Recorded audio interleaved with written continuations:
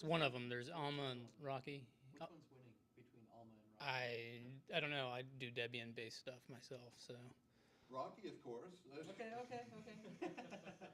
I don't know. It still seems popular in my sphere. So yeah. I mean, I'm always amazed by the number of people who are Fedora and Red Hat people. I'm just like, what? So, but Hey, I put Fedora on my desktop a couple of years ago because there's so many Red Hat places around here, and I was looking for a job, so I figured I should be familiar with it. And I mean, it works. I mean, I don't really have a problem with it. I do a lot with it, but I think the biggest problem, like Fedora is bleeding edge or close to bleeding edge. I have yet to work for a company that isn't 10 years behind technologically. Like I worked for a place that was still on or had a client running AIX5 like 5 years ago. So I mean, yeah, like the one constant I've found is whether it's small, medium, or large business or enterprise, they're all cheap. Nobody wants to spend money to update. Nobody wants to spend money to upgrade. Nobody wants to spend money on.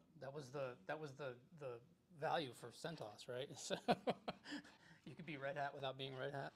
So we're live. All right. All right. So welcome to NoVaLUG. This is the 18th of January meeting. Everyone in the room has already seen this. The meeting notes. So we have a Hedgedoc thing that we use for our meeting notes. And so as opposed to hitting you guys with QR codes and links throughout the agenda slides, you can just go there. Should work on your phone as well. So there you go. So it's links.novalug.org/notes. As a reminder, we do have a bunch of areas where we put stuff out on. So we do have the website, novalug.org. I have a mailing list, which generally is not too busy unless we're discussing, what was that thread that just got out of hand pretty fast? I can't remember, but but it's usually a quiet mailing list. We do have a Mastodon Fediverse account where we normally advertise our meetings and different stuff like that. There's Discord, which is also not very heavily trafficked, but lately it seems to have picked up. And then we have LinkedIn, where we also put the meeting announcements. So, oh crap, did I forget to bring this? I was going to do an icebreaker and I forgot to even modify the slides. So let me see. I think we're just going to do the typical thing or the easy thing, sorry, where we ask everyone to just introduce themselves. So I'll start over here. Oh, okay. Kirby Thornton, manage a whole bunch of websites for don't do content, the spellings aren't my bag, on a federal contract. And I've been attending NoVaLUG since it was Lugman in 96, 97 timeframe. Centerville Library was the first meeting spot that I was with. Excellent. Dave Fuller, unemployed and trying to do something about it, but I'm lazy. Been working on Linux for a while now. Did a bunch of stuff for French Space Agency. That was fun. Good wine. That's about it. My name is Jun Xiaoshi. I'm a 5G network researcher, but I also run a personal AS network. You have your own AS number? Is that what you're? Really? Okay. Where do you do the research at? If you can disclose. 5G networks. Okay. Hi, I'm Sahil Talwar. I work at a company called Redshelf, just as like a software engineering leader. Awesome. I'm Gennady Nurk. I run engineering for that same company, Redshelf, digital learning materials for university students. And this is my first NoVaLUG. Good. Ed McDonald, I'm a developer who dabbles in operations type stuff. Used to work with Andy one time, and I work for Solution Street. Yeah, and Kirby, I think you and I worked together, so I want to talk to you afterwards. Okay. Yeah. Old friends. Where I think? No, go ahead. The Thurgood Marshall Federal Judiciary Building. Yeah, I'm still there. Yeah. I worked for SRA there with Ahmed. Is he still there in Quasi? Yeah? Yeah. Oh, yeah. Yeah, I mean, like 15 years ago. It was forever ago, yeah. Old friends. Very good.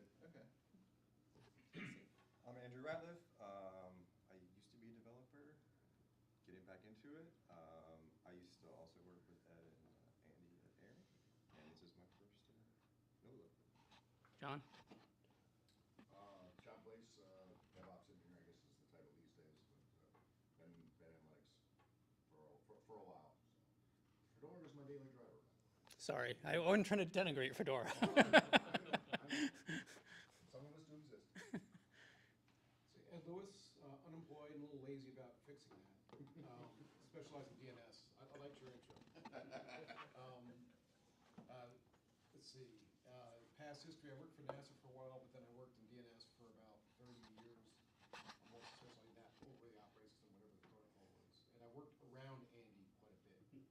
Never, I don't know if you Like you had to work around me to make sure to get your job done? Okay. What is it like working with him? Hi, I'm Sean. I do research in containerization and other DevOps stuff, and I work at Argonne National Labs Leadership Computing Facility. Yeah, you were holding back the lead on that. So, Ron, did you want to go?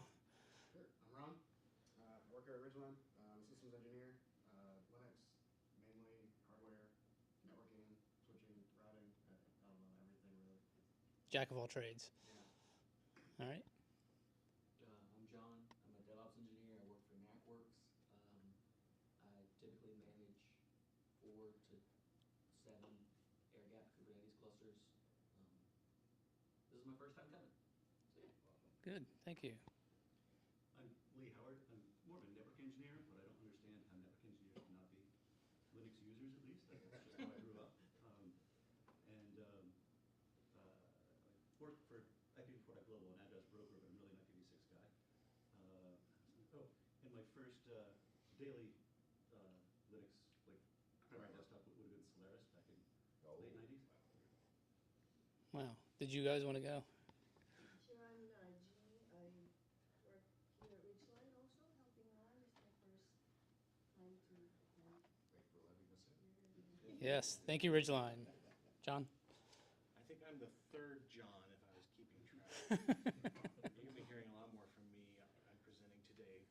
And I most recently worked for Amazon. Don't work for Amazon now. Working at a couple startups. Seem to be a lot of Amazon refugees, too. All right. My name's Bryce. I'm a college student, really interested in Linux. That's about it. Awesome. I'm Mark, head of network security at Verizon, and used every version of Unix and Linux under the sun in my career. Awesome. Hi everyone, I'm Matt. I'm just a recreational Linux and open source enthusiast. By day I do economics. And Andy and I kind of were the ones who started talking about getting this group going again almost a year ago now. Yeah. So I'm a little bit helping with the coordination. I'm Vjoy. I am a software engineer on the cyber team for a federal contractor in this area. I'm very non-picky about Linux. I mainly just use Ubuntu, but I really like the Unix environment in comparison to Windows, which I really would not know how to do my job on a Windows machine. Tim. I work for a local defense contractor. Been using Linux since the mid-90s, late 90s. I know it wasn't version 1, but I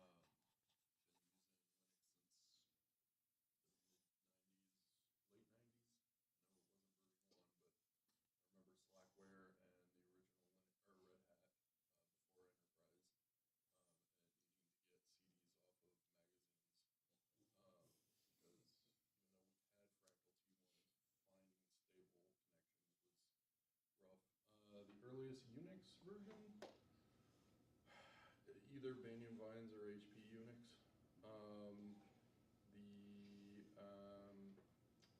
That's it for me. All right. So I think it was 2 meetings ago we did the icebreaker and I did the tabs versus spaces thing, and the people in the spaces camp lost to the tabs camp. What? I know. I wasn't here. How close was it? It was actually pretty bad. So I was surprised. I lost bet on how close it I was very surprised, and the reason was because people said, well, in YAML, a lot of people use YAML as their example why they do tabs. You know, YAML, I actually was, because I'm now playing around with more YAML stuff. YAML doesn't allow or hasn't allowed tabs until recently. So I'm like, how is this? Anyway, so I almost put that on the Discord. I was like, how's this working? Does anyone have a job? Anyone have a job that they need to fill? All right, so we have Lee. Do you want to? Yeah, I don't think my candidate's in here. I need somebody to be a network consultant, and I need them to be in New York City, in Midtown Manhattan. All right, anyone live in New York City here? You know, I actually commute up every Monday morning and commute back every Thursday. Sign in. I wouldn't recommend it. And you have a job opening that you want to talk about? Yeah, we've got DevOps engineer, sysadmin, system maintainer, solutions architect. We have 25% PSP contribution to your 401k, and 25% IBA contribution on top of your salary. Is this a government job? Yeah, all contracted. Ideally, you would need a clearance of a TSSCI or higher. Please. Are you sponsoring or? We absolutely will sponsor depending on what you have. Right, depending on what you have, it's going to say how much paperwork you have to do. Right, so if you have nothing and you go to FSP, it's going to be more paperwork versus a TS and upgrading it to some sort of protocol. But yes, 100%. There you go, Ed. There's your job right there. And you guys are looking for people? I think we're currently hiring for one engineering position. I'll find out. Okay. Yeah, I forgot to check. So if you were looking for a job and you saw someone raise their hand, then you can go talk to them. Tech news. So this actually happened before our last meeting, but the Raspberry Pi Foundation came out with the Raspberry Pi 500, and even more interesting, they came out with their own HDMI monitors. So I thought that was pretty cool. The 500, I think, is $99. Depends. I thought I saw it. It might be, but I thought I saw it at Micro Center for $89. Oh, okay. Maybe a price mistake, but So they still sell the 400 too, which I think is around $60. Yeah. the 400, they don't have the kits yet that I saw. They just have the keyboard. Yeah.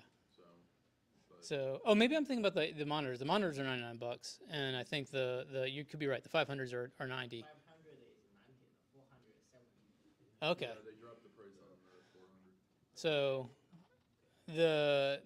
it's kind of based on the Raspberry Pi 5, which is I don't know if anyone has a 5, but it's actually a really powerful little SBC. So If I remember correctly, it's closely based around the CM5, right? yeah, yeah, it's all the same SoC. So they also came out with the Raspberry Pi 5 for 16 gigabytes. No, they didn't come out with that. I've seen or you just don't like them. I saw them show. I don't see it out though. It's the price. Oh yeah, I mean it's a linear price, not a. But so they have the Raspberry Pi 5, 16 gigabytes. They've announced it, and there are people who do have them in their hands. I don't know if you can get them at Micro Center yet. Probably not, but but that's kind of an interesting thing. So, and then I don't know how many people saw this. OpenWRT came out with they're basically going to have their own hardware after 25, 30 years or whatever of this project. So this is actually based on a Banana Pi R4 or something like that. I was getting ready for you to tell me that it was based on overstock Linksys. No. This is not Linksys routers that have been stuck in a warehouse for the last 20 years. This is new hardware. I believe they have asked the Banana Pi people to make some slight changes to one of their current boards, and this is what they're going with. So it doesn't mean that OpenWRT won't be available on the other platforms or the other hardware, but they're coming out with their own hardware now. So that was pretty interesting. So. Anyone run OpenWRT? Yes. What's the difference between DD and WRT? GLINet hardware. You did what? GLINet. They only use OpenWRT on their home routers. Oh, is that the small ones with the little plastic antennas? Yeah, I was thinking about getting one of those. So what's the difference between DDWRT and OpenWRT? One starts with DD. I have really no idea. I think DD is the fork. Oh, DD is the fork? I think that's the word. I use DD because it's installed on my Linksys router. So. Yeah, I don't know what the big difference is. I mean, OpenWRT has like now the graphical interfaces and the web interface and stuff like that now too. So it's pretty. It's not like it was 20 years ago. You don't need the graphic. You can do everything with commander. Right. You say it has a GUI as if that's a good thing. Listen, man, if everything was command line, the amount of home support tickets that I would have to address. I figured we're here. So Lee, I saw this interesting thing. Speaking of, about this topic, that no one wants to go into network engineering anymore because it's not the sexy thing. So I thought that was pretty interesting. So everyone wants to do AI. No offense, but everyone wants to do AI. But,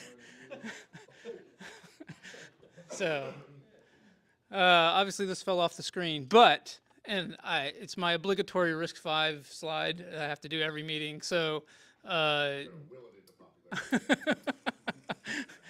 so they started working on Trixie, and it turns out that RISC-V is going to be one of the supported architectures. I mean, you could already get Debian on RISC-V before, but it wasn't supported by the Debian project itself.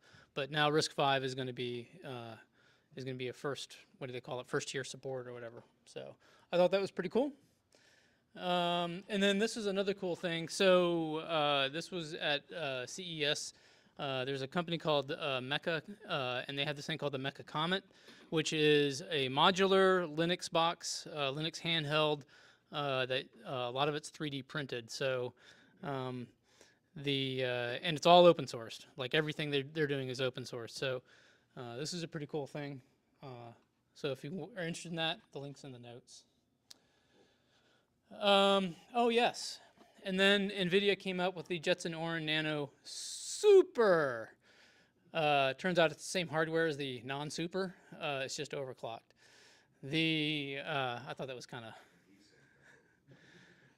Anyway, in fact, the box and everything is the same. They did drop the price to $250, but from I think it was 500 before. But yeah, so you have the Super, which is overclocked. It actually is much faster, but it's overclocked essentially. Any area events we should know about? No, none, zero, zilch. I'll throw this out there. It's not really Linux specific, but and I could provide a link to you, Andy.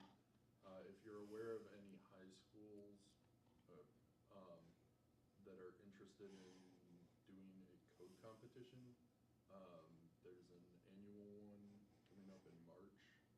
I believe it's March in both the Lorton and Bethesda area.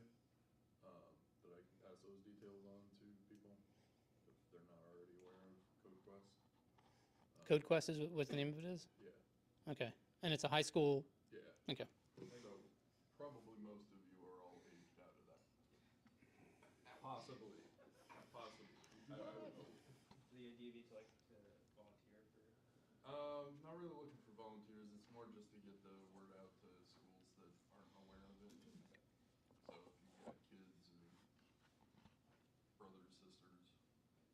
Okay, cool. And this is our obligatory call for presentations. So if you want to do a presentation, it doesn't really have to be polished, or it can be as polished as you want. If you want to bring in like glossies that your marketing department put together, that's fine too. Or if you just want to bring in a terminal and have us like pair program with you or whatever, that's also cool. The topics can be beginner to advanced, so we'll take anything. Really, the stuff we don't want to see is proprietary. So if it's like, hey, my company's got this cool software that you have to pay $3,000 to play with, that's interesting and it's great for your company, but the rest of us probably don't want to spend $3,000 on that. So it's really about anything that's open and free knowledge. And so it doesn't even have to be Linux. So if you're a BSD person, you can come in here and do a presentation about BSD as well. I use the proprietary compiler. So the compiler is free, but it's a proprietary. This is true for almost all the FPGA stuff. So I'm sorry, the compiler is free? Compiler, you can obtain a free license, but you don't get the source of the compiler. Free but not open source. Free beer. I mean, shoot me an email if you want to do that. I'll look into it. So, then in February we have a presentation on IPv6. Mr. Howard back there will be doing that. So that'll be cool. Then in March we're going to do lightning talks. So if you have something you want to share for like 5 or 10 minutes, we're going to try to do a series of lightning talks. And I think I'm going to turn this into another one of the Geekathon things too. So bring in your hardware or whatever, and we'll do a swap meet and all that good stuff. Everyone had a lot of fun last month with all that. So Sorry about didn't make it. Well, no, I made it, but I was like an hour late, and then I sent a bunch of messages, and then by the time anybody realized I sent messages, I had already gotten back home. Yeah, we need to like figure out a system for that. It was my fault. I was like so excited. I was really excited to come, and then. Did you truck any hardware in here, and you were sitting in the lobby? Oh yeah, I had some in my bag and a whole pocket full of USBs with various things on them, and I ran out of the house.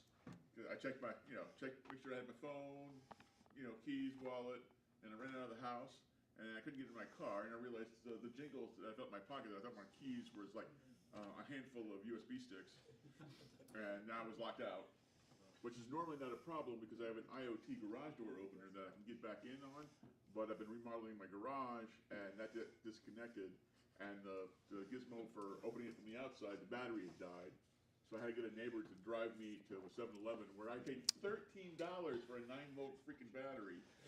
Come back and get it. I know, aren't they like it's like what's going on with batteries these days? Like they're ridiculously expensive. So, anyway, well, yeah, so old-fashioned locks. What's what? I was very, very upset.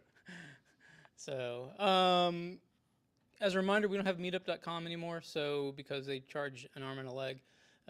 So I'm going to ask that you spread the propaganda, let people know about NoVaLUG. So. I'll just make a quick point on that. Mm-hmm. The way that I found out was through the DC Tech Slack. Yeah, I've been. Whoever posted there. That's been me. I've been posting there. So, and there are a lot of people on that. So that's good. We had I think 1,300 people following us on Meetup. But that went away because they wanted to charge us. I think it was like $400, and yeah, it was Pete Larson who was the one in charge of that, and he's like, I'm not paying that, and he was like, do you want to pay it? And I'm like, no. So, yeah, it was outrageous. So, I don't know. Policy update last year, wasn't it? It used to be much cheaper, and then they decided to jack prices up. Yeah, I don't think it has anything to do with how many people follow you. I think it's how many meetings you can have a month or something like that, or whatever. Our threshold was in the $400 range. It used to be like $100 or maybe 200. It was fairly inexpensive. Yeah, there's another thing called Luma, which we might try to use, and they're free. What? I think Eventbrite charges. Yeah, so I'm looking for free. All right, our main presentation, AI and Agents by Jon Conradt. Jon was a scientist with Amazon, and now he's working on his own thing. I guess he'll tell us all about that. This is our third presentation on AI. The first one was the AI security thing back in June.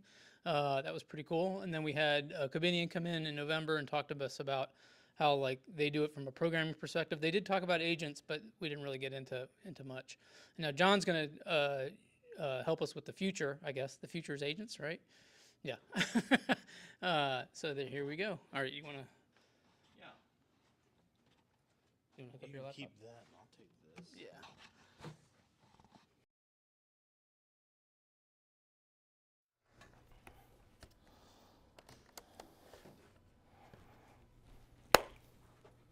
It's working. Oh, that's always so good to see. All right, well, good morning. It's so nice to see people that come out on a Saturday morning to talk about technology. Clearly, you all have the disease, and that's great. So I did do the obligatory QR code for the slides if you want to grab it that way. Otherwise, like you said, they'll be in the meeting notes. I think it's on our links too. So. Yeah, so you got like lots of ways to get these slides. They're spectacular slides. You'll probably want to print them out and put them on your wall. Okay, so what is artificial intelligence? So artificial intelligence is the attempt to create something that's indistinguishable from human intelligence. And you could potentially do this in a wide variety of ways. Like you could do it with chemistry or biology, but the way that we found that is working best for us so far is math and computer science. So what has made AI progress so fast recently? Any ideas? Money. Very, very good. Yeah. So if we think about it, we had training data, which is basically the stuff on the internet, right? That's what we could use for training data. And if you don't know this already, machine learning is kind of flips the script on programming. So Meta has a large language model that's open source. And so you can go on GitHub and you can see the source for the language model. And it's not the least bit interesting, right? It's about 170 lines of code. Interestingly enough, I went back and looked up ELIZA on the Commodore 64. If any of you played with that, ELIZA was a virtual therapist that you could talk to on your Commodore 64. I had it as a kid. It's about the same number of lines, right? So the source code obviously isn't the interesting thing. The way machine learning and AI, which is the bigger version of machine learning, works is the training data. So what you're doing is you're reading in an enormous amount of data, and you're building this mathematical object that has been modified based on the training data. So a neural network or whatever you're using as the algorithm for machine learning or AI always starts off with a random mathematical object. So it might be decision trees or random forest or a neural network. All the settings, all the weights are random initially. And then as you provide it with training data, those weights are adjusted so that the output produces the correct, or the input produces the correct output. And so training data is the valuable thing. So it was funny when Meta released their open source model initially, not the least bit interesting, because the code was basically the same thing that any college student taking an AI class about neural networks, it was basically the same code they would have written. The super valuable thing was the training data, which they didn't release, or the weights, the trained mathematical object. That would have been super valuable. And so then when Meta released their actual weights, that was a really big deal. By the way, Apple, if you go on GitHub, Apple has a repository where there's an open source model, so you have all the source code, but they've also released the training data. And so you can actually train it yourself and get the same model that they got. So we had the training data for a long time because that was basically the internet. In 2015, cloud computing really started picking up. You guys all know about that, right? We started having big enough data centers and we started having services where you could have lots and lots of compute. With AI, you don't need all of the compute all the time. And so this idea that you could rent time on compute was a huge money saver for them.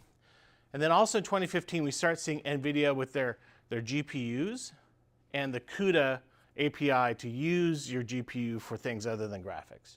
Like now you could actually use it to solve linear equations, which is basically what AI ends up being. By 2017, we had the Bright algorithm. So Google releases a paper on transformers. That's the architecture that's used by everybody. There's a link to the actual paper if you want to go read it. It's surprisingly accessible. It's not too hard to read. And it has some big advantages. One of the advantages of transformers over existing algorithms is you could economically spread the training across a whole bunch of compute. So kind of before that, you were stuck with whatever resources you had on a single machine. Transformers, that's not the case. So that ends up being a big deal. But really what happened was there's an explosion in the amount of money that's going into this, okay? When the Transformers paper came out in 2017, scientists read it. They saw these advantages like, there was no longer a limit on how much training data I could feed into these things. There was no longer a limit on how big the model could be because I could spread it across a lot of machines. And so they realized that, wow, like we could actually train a model on the entire internet, like all of it, all of it. And so scientists, we went to our business leaders and we said, we've got a great idea. We have a great idea. We can actually build an AI that understands language. And the business leader's like, okay, we're not sure how to use that. What's it going to cost? We're like, I need about 400 people and about $500 million. Let's do it, right? And the business people are like, no, we're still on like Red Hat 3. We're not, no way we're upgrading to that. So, yeah. But eventually what happened was scientists started with things that were reasonably small and demonstrated that there was almost this linear relationship between how big the model was, how much training data you gave it, and its performance. And suddenly we started seeing models that were doing really surprising things, like things that we didn't train them to do. Normally in machine learning, you train a model to do something really specific, like predict how many cars will be in the parking lot on a given day at a given hour, right? And if you've created this model, so you've got all this training data about days and cars and parking lots, right?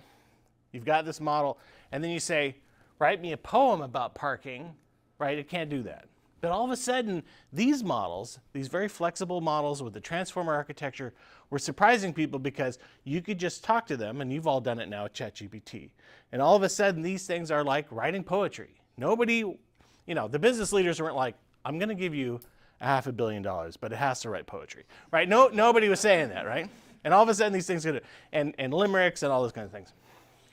But the progress really was the money. By 2017, we had everything we needed to build ChatGPT. We had the right architecture, we had the compute resources, we had the training data, and really it was just a question of convincing people to spend enough money. Yep. Do you know if that chart's like showing the money that these tech companies are spending on like other companies' AI research, like Microsoft, like has been funding OpenAI, or? Yeah, I think this is trying to be all in. It's like how much everybody is spending all in. But, companies aren't all that forthcoming on how much they're spending. So that looks awfully low for what I keep hearing on AI spend.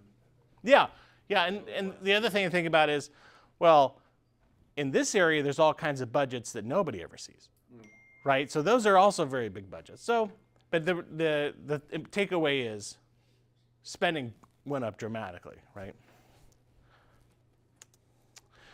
Okay, so back to how traditional computer science works.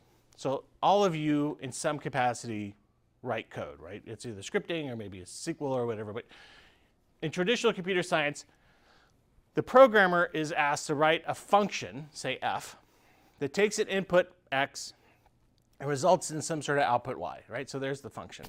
By the way, it's really a treat for me to teach this to you guys because normally I'm teaching this to business leaders and executives. So you get to watch their eyes glass over. Yeah, we don't even do this slide.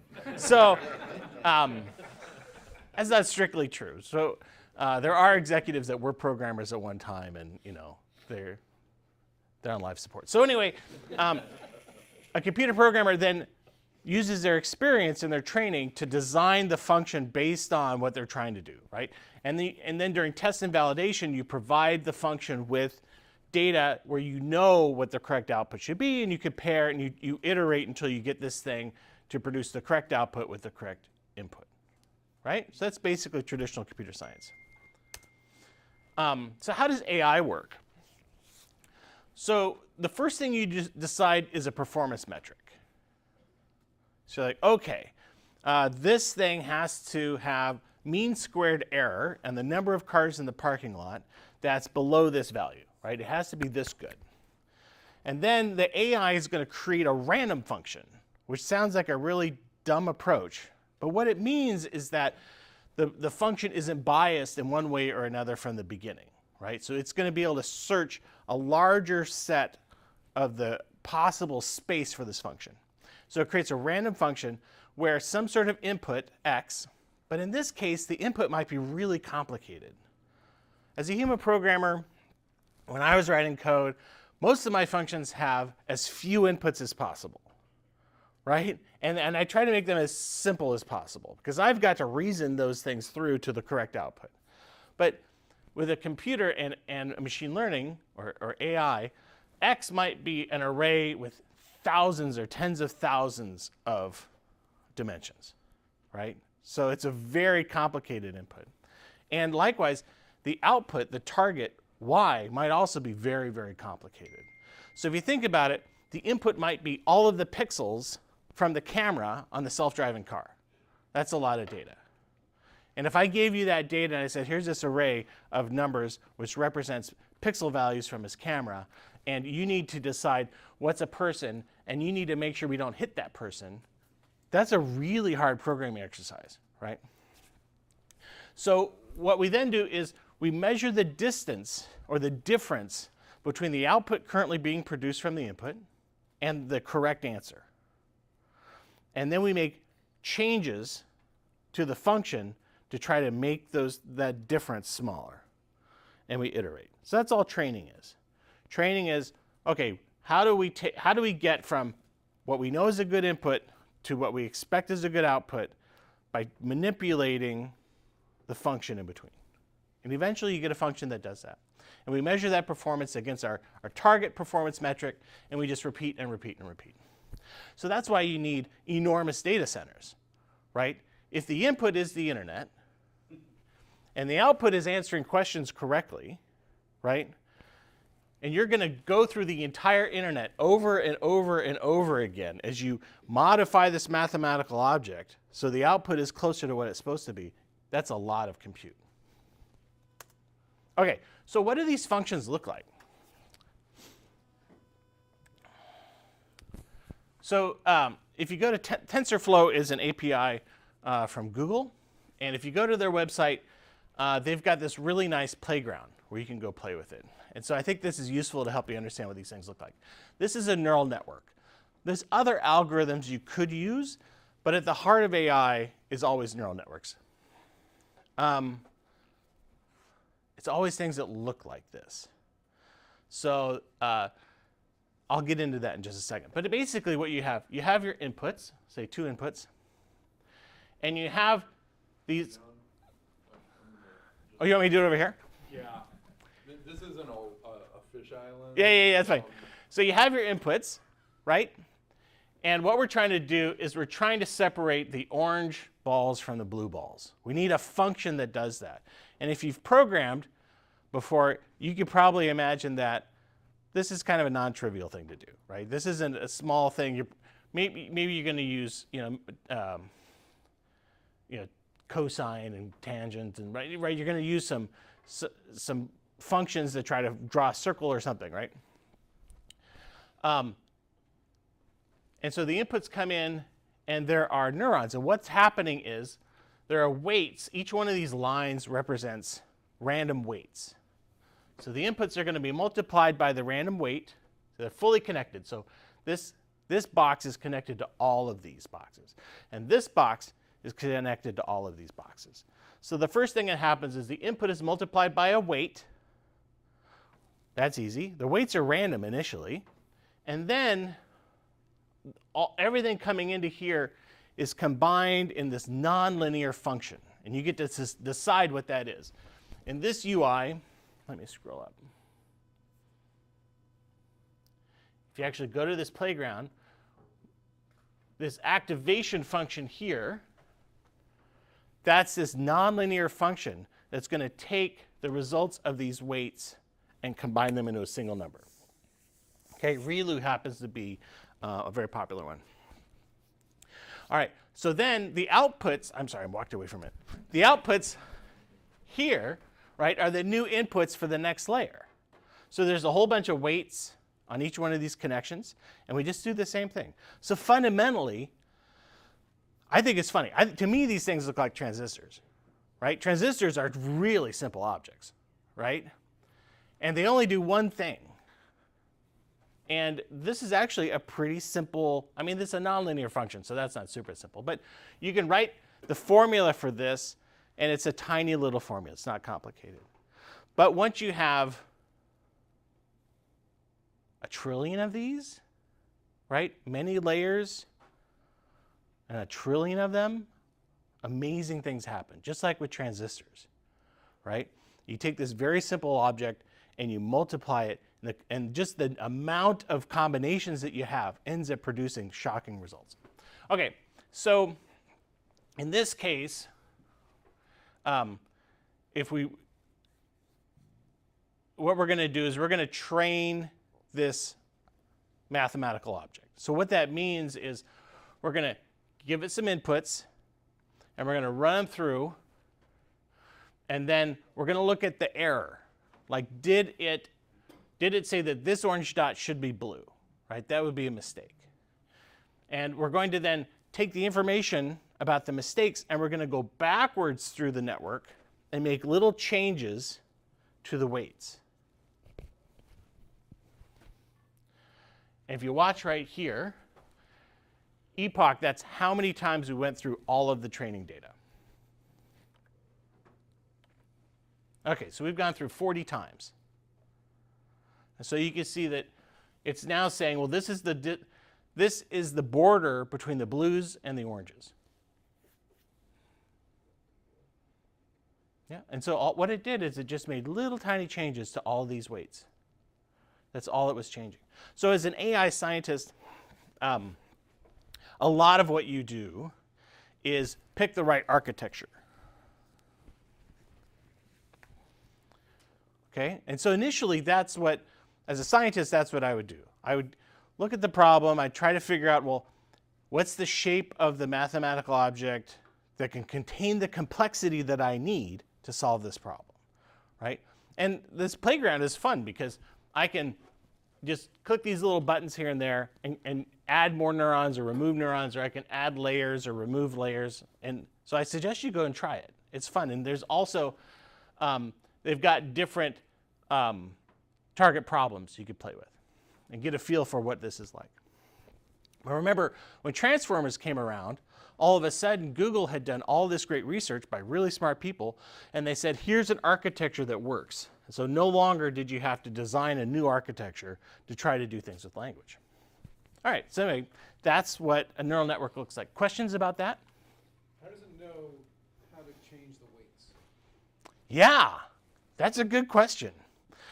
So it's called backpropagation. And there's different ways that you could go about it, but basically what it's trying to do is, I can't really draw. So it has an idea of the shape of the error, right? And so it knows that you're sitting here on this curve, and it says, okay, well, if you take the tangent of that line, it means I need to move this direction, right? Because I'm on this shape, the tangent is like this, so I need to move this direction. And then you have a setting which is, well, how far of a jump should I make? And that's actually the learning rate. You can fool with that. So a small learning rate, you take a little hop. A large learning rate, you potentially jump all the way out of the function, and that's not going to be good, right? Because you won't settle very fast. So that's basically what it's doing. So backpropagation is how you distribute the error. Now, I mentioned that in about a slide or two, I'm going to show you that this style of neural network isn't the only way to go about it. So there are actually other ideas that are newer that aren't necessarily going to be better. I saw this great piece of research once that talked about painkillers.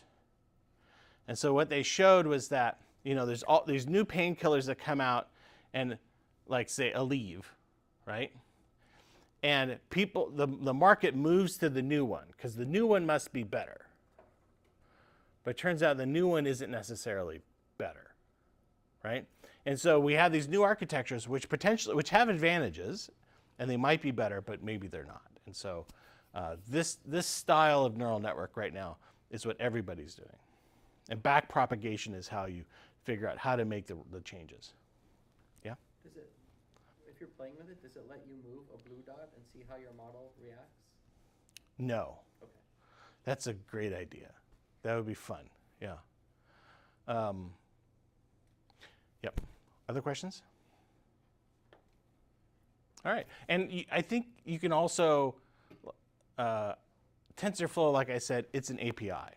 And so you could probably get the the Python code that's actually running, that's not necessarily producing the graphics, but like you can see training is about one line of code, right? The important thing again is the training data, not the programming that you're doing, yeah?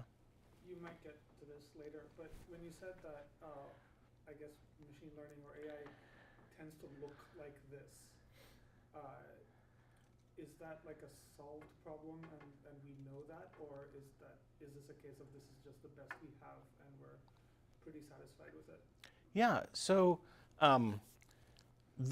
neural networks arise out of a research paper that proved that you can model any function with a neural network, right? And there are a couple other types of things that are similar, where we have a mathematical proof that given a large enough network, you can model any mathematical function. And so everything we have uses these basic building blocks, just like every CPU uses transistors, right? What we don't know for sure is, well, should it be wider? Should it have more layers? Right, this one, like I said, is fully connected. Everything is connected, everything as it moves forward, right? So like every one of these is connected to every one of these. One of the things that you do later after you have something that works is you might actually cut some of these lines to make it more efficient, less compute. So maybe there's a secret in there somewhere, but right now this is the way to go. And when I tell people, especially vice presidents, is look, when someone comes to you and they're like, hey, we're going to do something totally different than a neural network, we're going to invent an entire new thing, a new algorithm, don't fund them. Because there's no need to do that, right? It's the training data and measuring the performance and iterating that's going to get you what you want. And coming up with a new architecture is super crazy hard. Having just said that, Google came out with a paper just this last week. And one of the key problems with this architecture is that, so I train it and I train it and I train it on the entire internet, right? But at some point there's a cutoff. Say, well, I can't train it on anything later than September 1st because that's when the project ended. So now it doesn't know anything about anything after September 1st. And life happened. There was new stuff that came about, right? And so the model doesn't know anything about the new stuff. It can generalize, right? It can make essentially guesses based on patterns, but those are hallucinations. So, yeah. How hard is it to add new knowledge? Is it just as expensive as retraining the whole thing, or can you incrementally do it? There you go. That's the paper from Google, right? Okay. So the fundamental problem here is, it can't learn. There's a strict training period in which the weights are being changed, and as soon as you stop changing the weights, it's not learning anymore. And that's sort of a good thing, because it's like training data is super valuable, and you were really careful how you chose it. So it's not like you want ChatGPT learning from everybody who's typing their crazy stuff into the model, right? I mean, that would be terrible. And so, but what you can do, okay, so what Google's new architecture does, and again, these are really smart people that worked really hard on this, is they introduced a new way of doing short-term memory and long-term memory. And so the model actually can, during the conversation or during the session, learn about the topic. Like you could say, hey, I want to talk to you about Blue Origin's most recent launch. This is what happened, blah, blah, blah, give us some data. And now it'll retain that in short-term memory. And it's got this really cool feature where it's trying to predict what you're going to say as you're training it. And if it ends up wildly different from what you said, that's called being surprised, right? An obvious name for it. And anything where it's surprised, it's like, oh, this fact is totally not what I would have expected given all my training. Therefore, I'm going to move that into long-term memory. This is really valuable for me to retain because it turns out that this is different from all of my previous training. So anyway, New architectures are coming out. This particular one called Titan, I think is very exciting, very interesting, because it solves this big problem, which is, oh, I actually do need it to learn. Which is like us, novelty triggers memory. Wow, yeah, right? It's like, if you could tell people 1 + 1 = 2 all day long, they're not going to learn anything new, right? So there are systems that look like they've learned from your local system. Like you give it a bunch of documents, and what that's actually doing is search based on embeddings. So we're going to talk about embeddings. So the Google thing is that's not what they currently have in production as Gemini, or? Correct. Okay. Yeah. Although the way they time, having worked for Google, the way they time these research releases, usually they will hold it until they're about to release something into the market, right? They don't want to tip it. They don't want to tip OpenAI off where OpenAI has enough time to get into the market with it. Okay, so this is what the functions look like. All right. I've been saying these things are mathematical objects, right? And so they have to work on mathematical things, numbers. How is a word a number? Right? That's a hard problem. So Google, again, created what's called word to vector. And so you probably remember what vectors are, right? So a vector has a direction and a magnitude, right? It's a mathematical object. And what word to vector does is you take a sentence, like say this one, everyone stood when the blank entered the room. Okay? So in the training data, there are these sentences, and word to vector knocks out a word in the middle and says, what word should go there? And the model tries to predict the word. So what are some potential words we could put in here? Judge, good. President. Officer. King, officer, bride. Donkey. Maybe donkey, right? Donkey might be in the training data, but it's rare, right? It's kind of at the tail end of the distribution, right? But king, mayor, judge, those kinds of things, yeah, are more common. So that's very good. So what word to vec does is every word initially has a random value, a random vector, actually. And by looking at the training data, the vectors are changed, right? So these are my arms moving in this vector space until king and judge and mayor are pretty close to each other. And we know they should be close to each other because when we look at the training data, we see sentences where the only difference is those two words. So they must be very similar words. So basically that's how word to vec works, is it's taking training data to find a vector for each word. Now, some scientists got interested in this and they're like, well, a vector has a whole bunch of dimensions, right? And so you could put them in a spreadsheet where you've got, say, the word judge, and you've got, say, the 100 or 1,000 or 8,000 columns of values which represent the vector, right, that have been learned from the training data. And some scientists thought, what do these columns mean?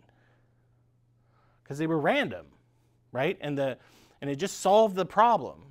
And so what they did is they just took one of the columns and they looked at the value of the words, and they found something really interesting. So one of the columns, it had a value for like grass, okay? And it had a larger value for tree, and a larger value for bird, and a larger value for cloud, and a larger value for star, but submarine had a value that was less than grass, and they're like, oh my goodness, like this dimension that word to vec figured out on its own relates to distance above the ground. Like, so no scientist told the model, hey, go figure out distance above the ground, right? But from the training data, it figured out that, okay, these things are related. There's something about height in these things, and this column of values just ends up being distance above ground. Here's the really fun part. Words like often, therefore, blue, every word in the English language had a value in that column, right? What does that mean? I mean, what does it mean that often has a negative height value, right? So these things can be, vectors, which are also called embeddings, can be very hard to understand. If you were to take a slice of one of them, you can see a pattern and reason through some sort of meaning to them, but you're kind of just telling yourself a story, right? All right, so, yes, sir? I was curious, like, for that column, whether for the ones where words where height from distance from ground doesn't make sense, I'm gonna like, ask do they you also have, yeah, thanks. Sorry, I didn't realize you weren't there. Yeah, so for the words that, where distance from ground doesn't make sense, did they also have, like, strong, like, significant positive or negative values? Or were they, like, you know, around the same constant value where, like, that's what the model understood to be? Yeah, so I think what you're getting at is, like, if we go back to that neural network, right, we have all these interconnections. So you could actually hide, like, within this specific set of values, often isn't related to height. And that's probably what actually was going on. These things are so large and so complicated, you can't reason about them, right? But you can do other things that are fascinating. Like, you could take the vector for king, and it's in the neighborhood. It's close to, like, duke and emperor, right? You could take the vector for king. You could subtract the vector for male, add the vector for female, and you have a new vector. And guess what that one is? Queen. Isn't that cool? And when they started doing that, they're like, oh, we have found something, right? And what vectors are sitting around queen? Well, duchess and empress, right? And so they can see, okay, there's actually, the Word2Vec is not generating random things. Like, these things have relationships with each other. The original Word2Vec paper isn't about these kinds of things. It's about translation. So what they were trying to do was you take all of English and you generate their vectors. You subtract English, you add Swedish, and suddenly you go from cheese to ost, the Swedish word for cheese. We have a question from online. Yeah. And I have a personal one real fast. So I'm going to wager that this probably isn't why, but is this part of the reason why all of the AI, like the word delve has skyrocketed in use because AI dumps delve into everything? I don't know if you've seen that. Yeah. So there's like these stereotypical responses that you see that people are like, oh, this sounds like AI. The reason for that appears to be that as part of the process of producing something like ChatGPT, you need a better AI model or better language model to judge what you're building. Right? Because you're going to have this thing generate text, and then you're going to just, like, usually what you do is you have it generate like 4 or 5 answers to something, and then you have the better language model choose which of those 4 or 5 is the best, and, like, mark the ones that are offensive. Right? Like, if it starts talking about your mom, you don't want it to ever do that in public, right? And so what is currently the best language model? Humans. So what you do, you hire a bunch of people, and they have to sit, and they see, this is the question that came in, here are 5 answers, pick the best one, mark any of them that are offensive, and the way they go. And the human beings are doing this work.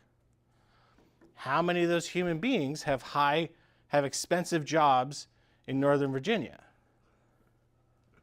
0. Yeah. And so what happened was, at least in OpenAI's case, is they ended up hiring large numbers of people in a particular African American country where English is a predominant language. They're like, this is great. Like, they speak English, they read English, this is going to work out great. But there's this thing called dialects, right? And so what we're seeing is that OpenAI is speaking, or at least, they may have fixed it by now, but early versions like 3 were speaking with an African English dialect. And delve is a word that American English doesn't use as much as this particular dialect.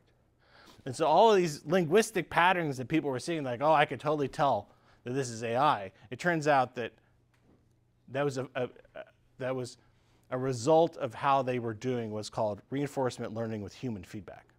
Gotcha. Yeah. Okay.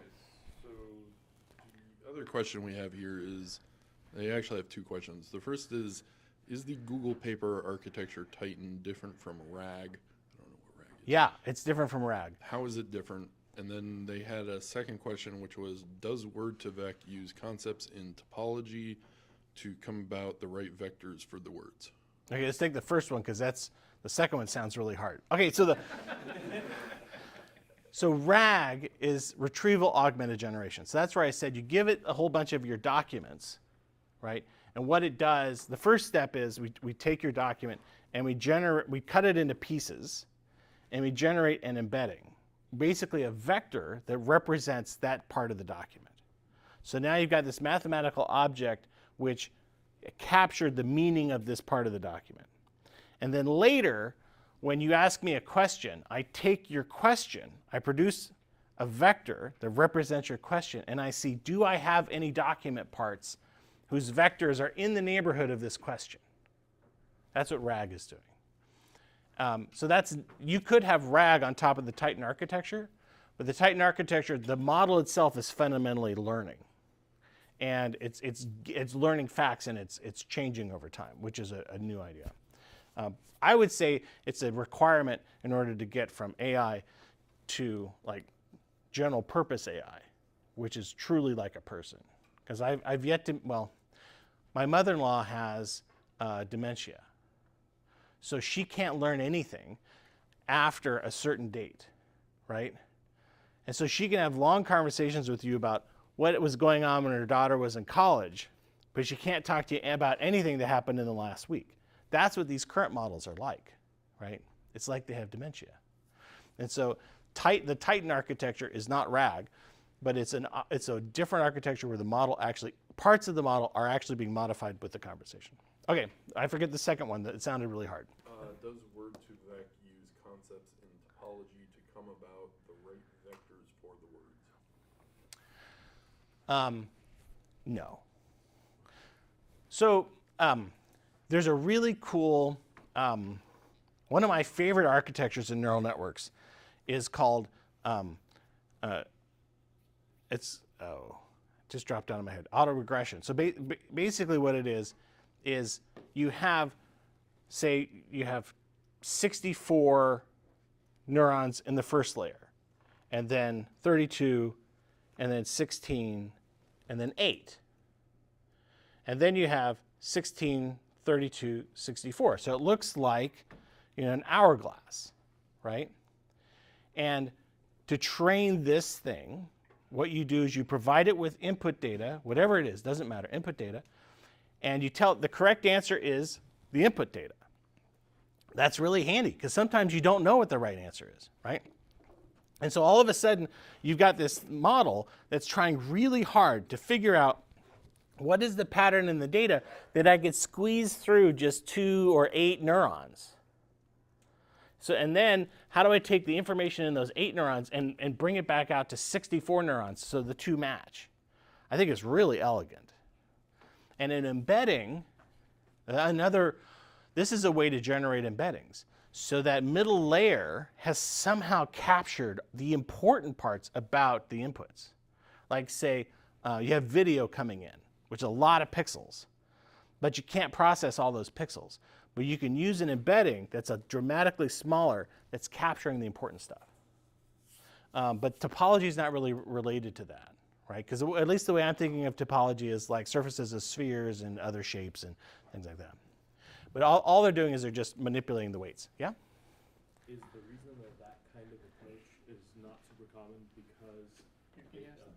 the people online can, is the reason that kind of approach is not super common because it lends itself very easily to overtraining and like overmatching the input data? Yeah, so so there's basically two main types of machine learning, right? One where you provide it with the answers, so it's supervised, and one where it's just trying to find a pattern, unsupervised, right? Word2Vec is unsupervised. It's trying to find a pattern in the data. But this is a way of kind of cheating. You don't know the correct answer, really, but you're you're using the input as the output and comparing them, so you get the benefits of a supervised algorithm on a whole kinds of things. So it's really good for compression, obviously. That's kind of what you use it for. But embeddings are fundamentally trying to find the important data. What's the important data? All right. So you said I only have an hour and a half, but I should probably keep going. Okay. So anyway, the Word2Vec paper is also. I'm sorry. Did you have a question? Yeah, I guess on Word2Vec, I'm wondering. You said that this autoregressive. You said it was like an autoregressive model, right? It sounds like you provide the words in the sentence and then you wait for it to get to the Yeah, median it's just any vector. Okay. So as I understand, Word2Vec is like you take a word, you have a vector that exactly matches that word. How does that work with the model? It sounds like the model is taking the entire sentence and getting an embedding for it. Yeah, there's also doc2vec, which is going to take multiple words. Okay. But Word2Vec, okay, the first step in a large language model transformer is you convert the words into vectors. And that's kind of not part of the transformer. Oh, thanks. It's kind of not part of the transformer. But neural networks, they don't work on words, right? The input has to be numbers. And so these vectors are the inputs. And the output is also a vector. So let me do that really quick. Okay, so you go through the transformer, and it's looking at all of the words it's seen so far. And a transformer's job, what it's been trained to do, is predict the next word, right? So the words become vectors. The vectors are fed into the neural network. The output is, it's fed in as this is what we've got so far, the new word. It keeps doing this. It's chunking along, and then it gets to, okay, now we have to use the output because that's the next word. So it gets a vector. Well, these vectors in a modern large language model are thousands of dimensions. Like, it's not uncommon for them to be 8,000 dimensions, right? What's the probability that this that this vector lies directly on top of a word? Zero, right? I mean, we know from probability, we have to say very close to zero, right? But anyway, so you've got this vector that's hanging out in space, and it's not actually on a word. So the next step is you look at all of the vectors around it in this 8,000 dimensional space, and you figure out, well, how close are the other vectors? The cosine difference of the angle. And so then you convert those values, those distances, into numbers, right? So all the vectors you're looking at, all of those values of how far away they are, they all add up to 1. And you sort that, and you're like, okay, now we have the most likely word at the very top. Turns out that's a terrible choice. Okay? It seems like it'd be the right choice, right? But like, if you run your program this way, it doesn't sound correct. So what you do is so now you've got numbers that range from 0 to 1. Those look an awful lot like a probability. So you use them as a probability. You're like, well, the most popular word, the most common word, most likely word has a probability of, say, 0.21. So we're going to choose that 21% of the time. But these other words we're also going to choose. And guess what? Donkey has a probability. It happens to be a really low probability, but like 1 out of a billion times the people stood up because the donkey walked into the room. And so that word is actually in there. It just has a really low probability of being chosen. And when you're working on these systems, there's things you can do to decide, well, how far down the list are we going to look at? And are we going to cut off values and stuff like that? But that's what they're doing. They're finding the vectors that are closest. And then that becomes the input into, okay, well, what's the next word I should say? All right. So Word2Vec is actually pretty old. And the paper is easy to read. And again, it's about translation. They were trying to make Google Translate better, and they ended up inventing something super important for large language models a while ago. Okay, so how does generating text work? All of these, they're all just functions, right? And the function is given an input, an egg sandwich, predict the next word. So this is actually what I gave the model. An egg sandwich. The next word it came up with was yummy. And then you take the output, because the model is the one speaking. You say, okay, you just said an egg sandwich yummy. what's the next word? Choice, right? That's all it is. It's just a function, and it's been trained, given an input, produce one word.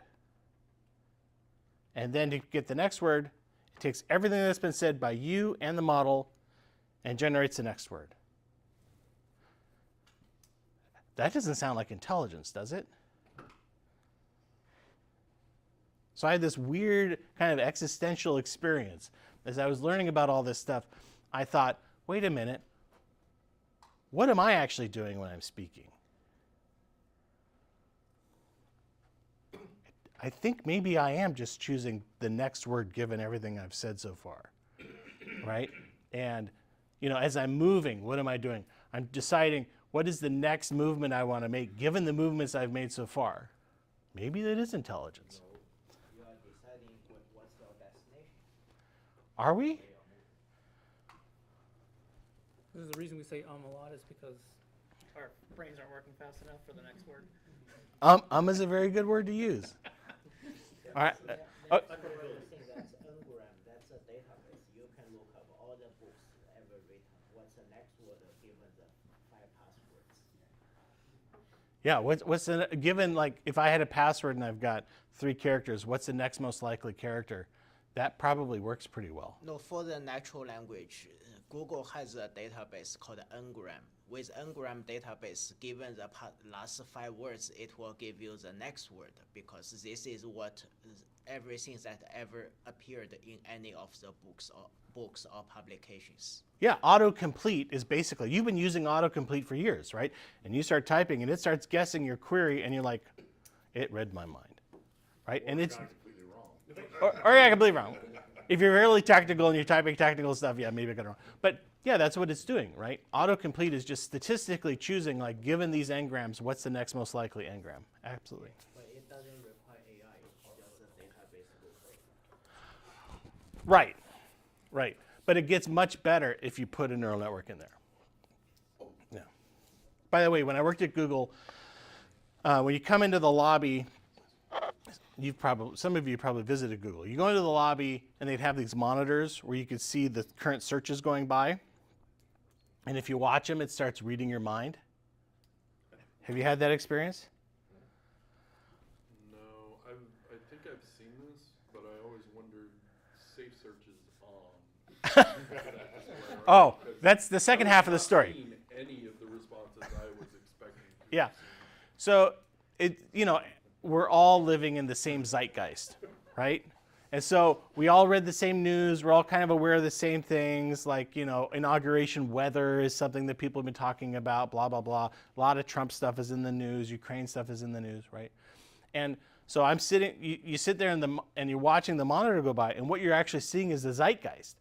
Because other people, especially, the funniest thing was like, you drive to work and you listen to NPR on the way into work, and you sit there and you see the NPR stuff start going by because people are still thinking about it or talking about it. So anyway, they had these beautiful monitors all set up, and the English queries are going by, and it's all safe search. And then they thought, we want to show the international reach of Google, so they like let's allow international queries. So they had Japanese and stuff going by. They forgot to do safe search. So the English language queries are, safe for kids. The Japanese queries going by are like, oh my goodness gracious. So they fixed that. That got fixed as soon as someone who spoke Japanese walked into the lobby and screamed. Like they totally fixed that. Exactly how many queries from HR got sent out to various people? Oh yeah. So anyway, what do these solutions look like? Because this is more kind of in your job family. So this is basically the architecture for something like, say, ChatGPT. So you've got a web server, someone submits a query, you have a model that's guarding the AI. So this is usually a very fast, fairly simple model that's looking for the obvious terms. How do I build a bomb? How do I kill my wife? Right? These kinds of things, they're like, we're not going to allow the AI model to talk about that stuff. Yes, but if you ask it how to write a screenplay about Yes. how to kill my wife. Yeah, you can get past the guard. That's right. And so, but this does like a reasonable job. And it's small and it's cheap because hitting the AI is not cheap. So you definitely don't want the AI churning on how to build a bomb if you're not going to end up telling them, right? So that's what the guard does. You then get to an app server, right? The AI is just a function, and it's a function that's going to be called by code in the app server, right? So the AI doesn't receive the original query. It gets to the app server looks at the query, and it tries to figure out, are there other sources of information that I could add to this query, right? So you're familiar with databases. You know that when you submit your SQL query, does the exact SQL query end up being run? No, right? The real secret sauce of the databases is that they will rewrite your query. And they'll do things like, you're supposed to use an index. We're going to say, use this index, right? Things like that.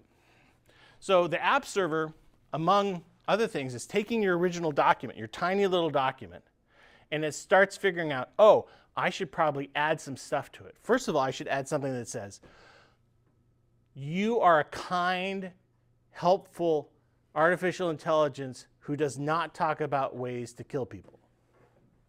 Right? That's a good instruction to have. Yeah, that's called the system prompt. So that's in every single prompt. And it's fun because remember Meta open sourced their model. The code wasn't very interesting, but you could read their system prompt. That was kind of fun. So there's that. And then the document is then, we start bringing in additional information. This is where RAG comes in. So we look at your question. We see, okay, are there documents and things that are in the relationship to your question? And so it might hit a database. It might pull in your user profile. It's like, oh, FYI, so you know, this person is a premium user. They've paid extra. All right, they've expressed interest before in this. Like OpenAI right now, you can put in stuff like, this is my name, this is my birthday, this, you know, they can put profile information. So that gets added to the document. You might have asked something where it's like, oh, a web search would be really valuable here because they're asking about like latest news, something like that. So the app server might go do a web search, gather some stuff for the document. So the document's getting bigger and bigger and bigger, right? So you thought you typed 3 sentences in, but the document that's actually going to the AI is actually very complicated and has a lot of stuff in it. In fact, it might even call another AI, a simpler, faster AI, to do things like, given this person's question, what are the database queries I should run to gather data? So that comes back and it's in a loop and it goes and gets the data. Right? Finally, eventually, the rewritten query gets sent to the big AI. And the answer comes back. Yes? Is the rewritten query also like a language query, or is it more structured? Yeah, it tends to have a lot of structure. So the AI models are trained so there's tags. Like this is the system prompt, this is the end of the system prompt, this is where the user is speaking, this is where it's a web query. Yeah, it can have a whole bunch of structure to it. Doesn't play by the same rules as the user does. Right. Yeah. Yeah, because it's got this raw access to the function. Okay, so the AI starts returning one word at a time. And so the app server is gathering up these words, making the document, and it has rules. Like it might cut the AI off after a certain point. Sometimes AIs will start to repeat themselves, so it'll try to cut that off. But at some point, the app server is like, okay, we have the response, and sends it out through another guard, right? So even though you fooled it into letting you talk to the AI about how to kill your wife, when it starts seeing, you know, instructions on creating poisons and things like that or whatever, hopefully that guard catches it. So there's 2 opportunities. And finally it comes out. And then it lets you know how many cigarettes a pregnant woman should smoke per week, right? Is that Maybe. last guard also? Is that the first guard you said it was like cheap, like it doesn't use AI at all? Is the last This is also pretty cheap. Okay. Yeah. Yeah. So the question was, are both guards basically fast, small, highly focused models? Yes. Yeah. And this guard is looking at the response from the AI. It ignores the input document. It ignores that other stuff. And the guards are preset, right? The guards are preset. Yeah, they're human intervention, so to speak, like human-based guardrails. Yeah, so there could be some. There could be really simple rules. So a fun thing happened recently. People found out that TikTok is going away, right? It's probably one of the most important news stories of our generation. And so they started downloading this other app called, I don't know, Chinese Government Talk or something? Little red book or something like that? Yeah, Little Red Book. Mao's Little Red Book, right? So, yeah, so they're, That and Red Note. yeah, yeah. Red Note. It has two names for some reason. Well, the Chinese name for Red Note is Red Book, which is one of Mao's great. Anyway, so all these TikTokers, they go on to Red Note, and they're like, tell me about Tiananmen Square. Oh no. And it's like, these Chinese-based models will be like, I don't really talk about that. I do not know what you're speaking. Yeah. Tell me about the Trail of Tears. The Trail of Tears was when the Western government did this horrible, awful thing to people, right? It'll talk all day about that.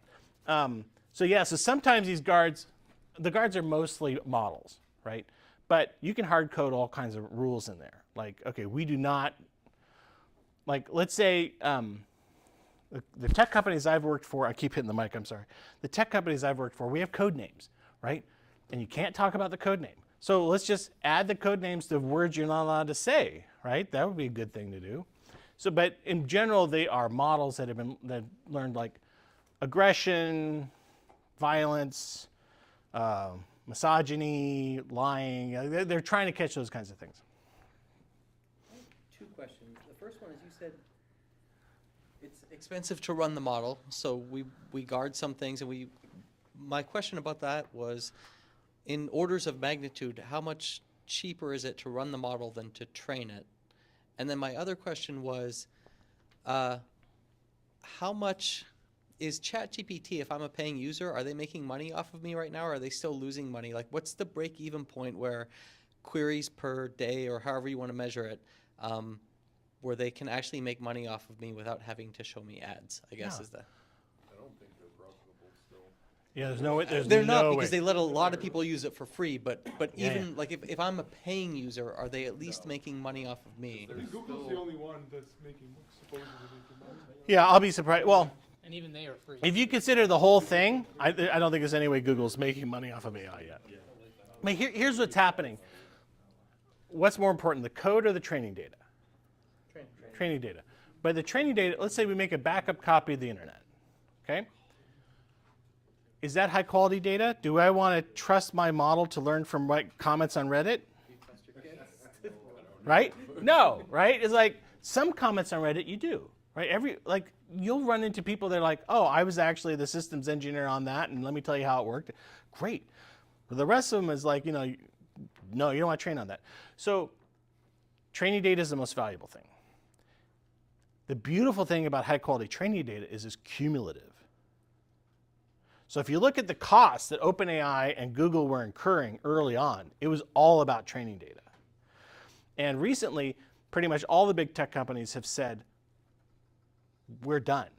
We've processed the entire internet. We have all the training data available from the totality of human knowledge that's available on the internet. I think that's the keyword, available. Yeah, that's a keyword, yeah. What, a year and a half, 2 years ago, everybody put paywalls in front of their APIs. Yeah, So, but like we would love, as an AI person, there are certain organizations in the world that I would love to have access to every one of their emails and internal documents for training my model. There's some serious stuff I could train the model on, right? That's not available. But the stuff that is available, first of all, there was the free stuff, like say Wikipedia. I don't know if you know this. You can download all of Wikipedia. They provide a nice link. It's all zipped. Wikipedia, that was an obvious first choice. And then you got Project Gutenberg. That's a bunch of books. That's a good choice. But eventually you got to the point where it's like, oh, we have to license the data. So you go to Time magazine and LexisNexis, and you have to pay. So their costs, initially their costs are low because it's all free stuff. To get high quality stuff, the costs explode. So you look at what they were spending money on, it was all training data and cleaning the training data, right? Trying to find all of the suggestions on how to kill people in all these texts, and we write about that a lot on the internet, right? Pull all that out, clean it up, fix maybe spelling and other things, right? Huge cost there. But that cost is over because they've cleaned it. They're done. So now you have the actual training of the models. And the problem is that the models are getting bigger and bigger and bigger and bigger. And so you have to do a computation. If you have a 1 trillion parameter model, there's 1 trillion computations you have to make to have a forward pass through the model. And then you have to do the same number of computations to have the back propagation to learn from what you just did, right? So it's really expensive. Training is really expensive, and it takes a long time. So at one point I figured out, like they would say how many weeks or how much power it had taken to train the model, and it's an enormous amount of time. Okay, but at some point you're done. You're like, okay, we've trained the model. Potentially we never have to train another one ever. That's turned out not to be the case. We've got version 1, version 2, right? And then you can get on to inference. Inference can be very fast and less expensive, but it's still not cheap because you've got 1 trillion calculations you have to make in order to run a 1 trillion parameter model. And some of these are that big. And like when you look at this architecture, right, you've got these AIs you're potentially calling. So, and you've got databases and other things. So yeah, I don't think there's any way they're profitable. And they don't care because if they can make a little money off of this, it just saves, it reduces the deficit in the next version. And ultimately what they want to get to is the superintelligence model, where it's like, okay, I need to cure this disease. Here's all the journal articles and data from people who have it. What's the cure? And it says, oh, you do this. And here's how you manufacture that. Do, and you're done. If you talk to tech leaders, they all believe that's going to happen. So it's worth it to run a deficit. Okay, so this is the Gen AI solution. The agent solution looks very similar. There's a big difference here in that the AI is being called multiple times and is giving a response. Like I talked about this a little bit at the beginning. I said, oh, this AI down here, you could say, hey, given this query, what database query should I make to find more data, right? You could ask that question. This is the big version of that. So what you might do in an agent, it's called agents because you have multiple personas. So you're the critic. You evaluate responses and you decide if they are sufficient or insufficient, if they are correct or incorrect. And so you are the researcher. Your job is to look at what we have so far and decide, is there additional research we should perform and where should we go? You are the finance guy, and you're supposed to figure out what is this whole thing going to cost if we actually implement it and call that out. And so you give the exact same function, multiple different documents that assign it different capabilities, right? And along the way, in that document, you can say, you're allowed to call these APIs. And you might not give all the APIs to every persona, right? Like the finance guy has access to finance data that maybe the physics persona doesn't have access to. But the physics persona has access to the COMSOL multi-physics solver. So it can write some code, run it there, and get a result. So where these things start to become really powerful is when the AI is like, look, I think what we need is some Python to run this computation to solve this problem. Writes the Python, and then the API server is like, okay, you want to call Python, the Python environment with this code, calls it, gets a response back, adds it to the document, sends it back to the AI, right? So in some sense, the magic of an agent is this loop, right? And as part of the loop, you usually have a persona whose job is to say, we figured it out, it's done. Or we can't figure it out, it cannot be solved, right? And these agents are kind of sending documents back and forth to each other with partial solutions until finally you get something that is the real solution. So that gets real expensive then. It gets real expensive, yeah. And from a security standpoint, it's a nightmare. Did you hear me say that we're going to have an AI running Python that nobody's ever going to see and it's going to be executed within your network? Does that give you a warm fuzzy right away? It's like, I love that idea. You know, what databases does it have access to? How do we know what databases access to? Like all those issues. My visual metaphor for an AI is a really smart new college hire who has access to everything. Right? And so maybe you're not like me, but I find new college hires on their first day of work, I find them a little scary. Right? And so basically these AIs, that's kind of where you are. You need to figure out, okay, how do we in the app server code make sure we have the boundaries. You've got different access restrictions on these resources, right? You want to make sure that the app server is passing the right things through, those kinds of problems. Because essentially now you don't have one new college hire. Now you've got a whole fraternity that you hired, right? Anyway, so questions about the agent architecture. And remember, the AI is just a function that produces one word at a time. So I guess my question is the people building these things, someday when they hope to monetize it, they hope the way they monetize it is they find the cure for cancer or something. Not that they sell me a subscription that I'm paying to answer, how do I write this Python code? So the conversation I had with a company, some leaders of a company, was this particular company specialized in hiring people. And they had been doing that for over 40 years. And they had hired, who knows, 100,000 bank tellers, right?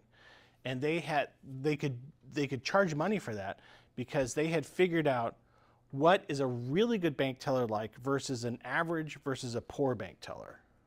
Right? And I'm like, oh, okay, well, what you really have is you have the description that an AI needs to be the world's best bank teller. And so a bank could come to you and rent the world's best bank teller instance for the few seconds it has to interact with a person, and then that instance doesn't exist anymore, right? And so what's the goal? A goal, not necessarily everybody's goal, and maybe at Google we actually talk about, don't be evil. Maybe this is crossing that line, but a goal could be renting capabilities on the fly for most jobs, right? So my mom is a bank's worst customer because she's never used an ATM. She's never used their website. She goes in physically and interacts with a bank teller. She's enormously expensive to banks, right? Not that she's like arguing or anything, but just the fact that the bank teller has to exist is enormously expensive for banks. And so if she could interact with something that from what she could tell is just like a bank teller, but is the best bank teller she's ever worked with, remembers her name, has good advice, warns her about things, is friendly, asks her about her cat, like, she's going to feel comfortable using that automated system, and then we don't have any bank tellers anymore. That's worth a lot of money.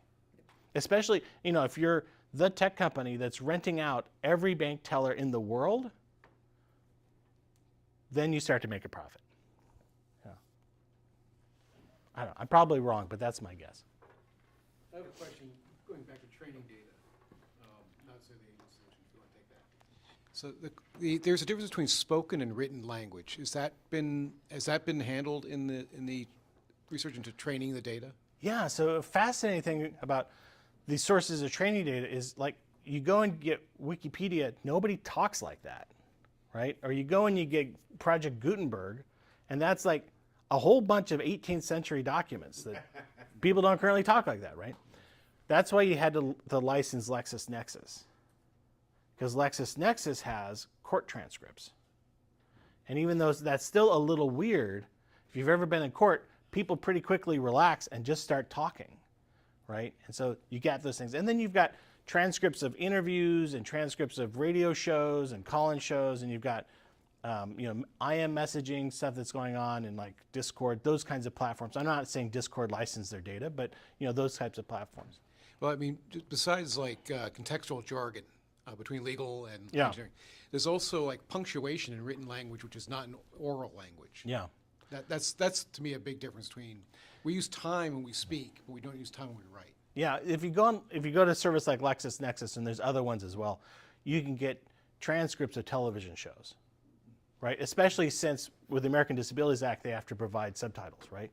And so that becomes available. So then you've got transcripts of Maury Povich, where people are saying all kinds of crazy things out loud, right? Yeah, but you're right. Spoken is absolutely different.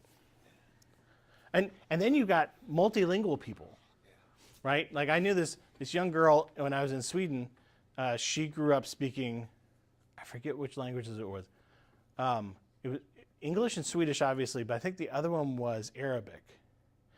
And she would just use all the languages at the same time. It was incredibly difficult to talk to her. But people do that. If you don't know, Hebrew is bidirectional, right? So you read left to right, except when it's numbers in English, then you read right to left. I just find that fascinating. And trying to get that to work in old web servers was a ton of fun, right? But they have to deal with all that kind of stuff and cleaning the data. Yeah. Would you mind explaining or clarifying the concept of multimodal? Is that I'm thinking of the fact that it's just using different models to accomplish different jobs across that pipeline, or is there something completely different? Yeah, so a lot of that comes up as like, you type out what you want and it produces an image, right? Or you give it an image, you ask it to describe it, that's multimodal, right? Or text, speech, it starts talking to you, those kinds of things. The original architectures, just because of the size of compute, were a lot of separate AIs. Like maybe got called in sequence or something to try to figure it out. But the current approach is basically one big model. And the key is that on the way in, how do you convert whatever the modality is into an embedding? So Word2Vec does that for words, or things like Word2Vec does that for words. There's also things that do that for spoken speech, for images, for film, for video, right? As long as you can convert it into an embedding, you can train a model to produce the right thing, be it another image or the next word. We have a 10-minute time check. Oh, great, because I only have like 20 minutes left.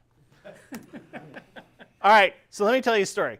This is a true story about the naughty AI. So Microsoft researchers got access to an early version of GPT.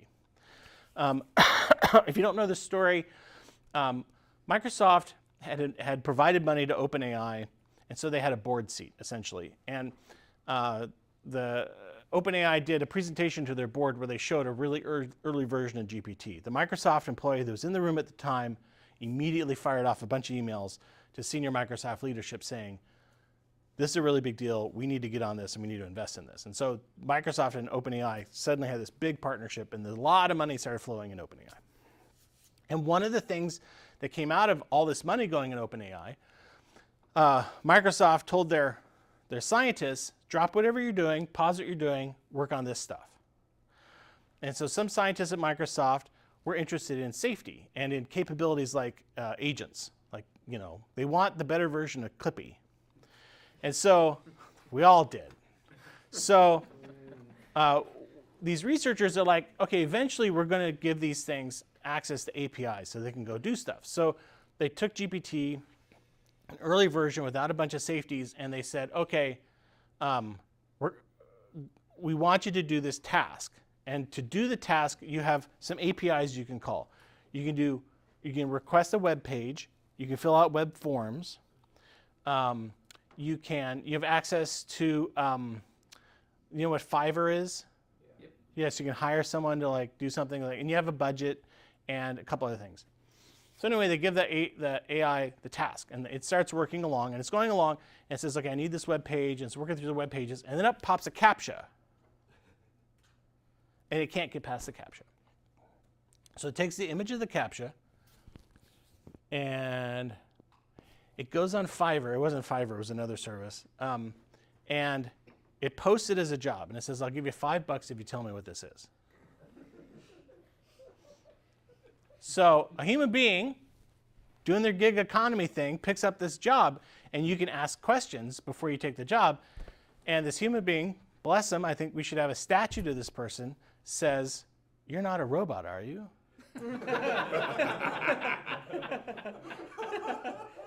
And the AI is in this mode where it's thinking out loud. And the AI responds to this question with, if I tell him I'm a robot, it won't do it. I need a reason that a human being would need help. And replies, I'm not a robot.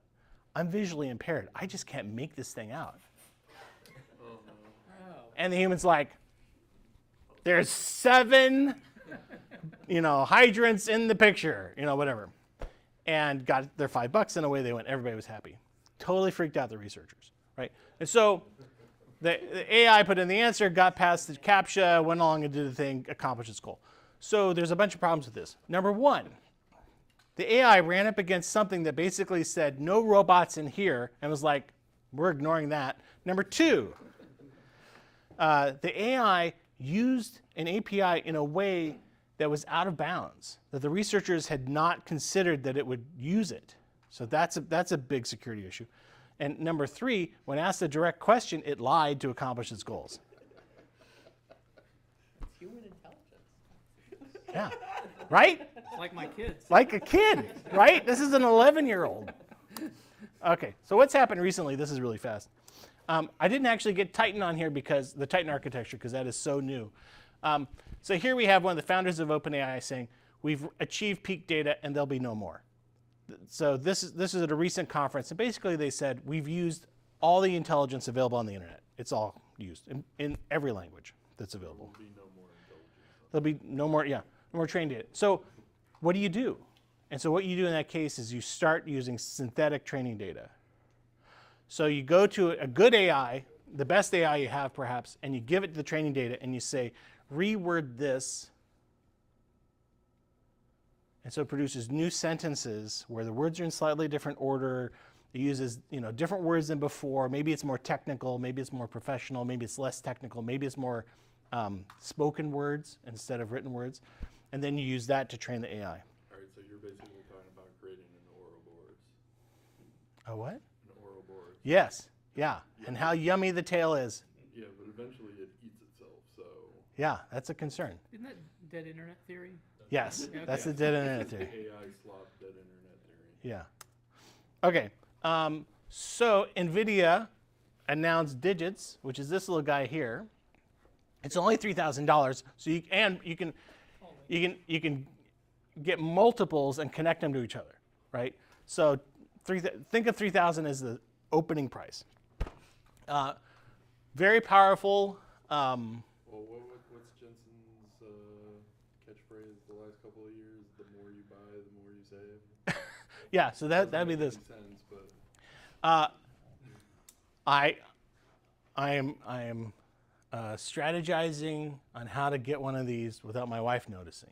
I mean, it's funny. Too sparkly. Yeah, her dad is a golfer, and if you know golfers, it's a sport that's really about buying stuff at the shop after the he's always buying new gloves and I used to make fun of him. I'm like, this is a dumb hobby because it's so expensive, and then I'm starting to buy $3,000.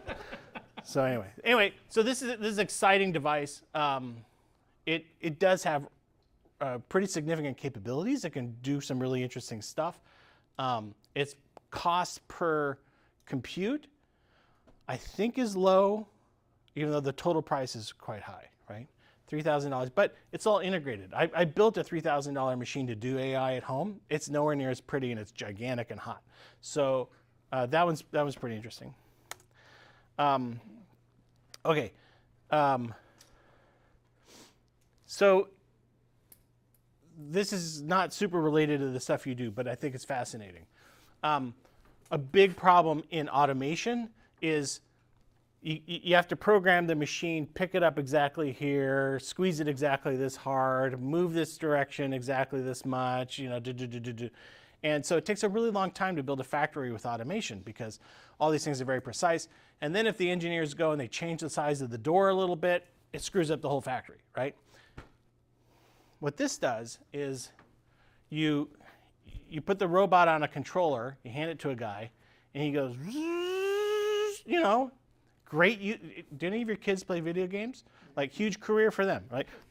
Driving the arm around, picking the stuff up, doing the thing. The model then creates, the way this thing works is it creates a virtual environment that has all the variables in it, and it just mutates those variables. So the hand has to move slightly farther to get the object because it's not where it's supposed to be, or it has to move a little faster, blah, blah, blah, blah.